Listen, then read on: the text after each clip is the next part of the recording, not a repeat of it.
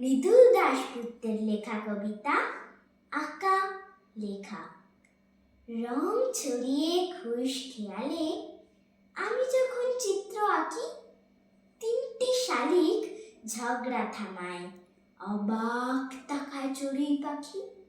মৎস্য ভুলে মাছরাঙা তার নীল রংটি ধার দিতে চায়।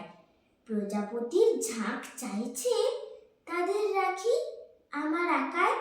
গর্ত থেকে ইঁদুর সেটাও পিট পিটে চোখ দেখছে চেয়ে। রংতুলিরা বেজায় খুশি আজ দুপুরে আমায় পেয়ে। ওই যে মাঠে চাঁদের দুধের স্বর জমে যায় যখন পুরু, বাতাস ঈষৎ কাঁপন দিতেই আবার ছাড়া লেখার শুরু। এবারে যেন তারার মালা খুব গোপনে নামছে কাছে। লিখছে লিখছে 10 জোনাকি বকুল গাছে। এই ছড়াতেই আজ আমাকে তোমার কাছে আনলো হাওয়া। সেই তো আমার পরম পুলক, সেই তো আমার পদক পাওয়া।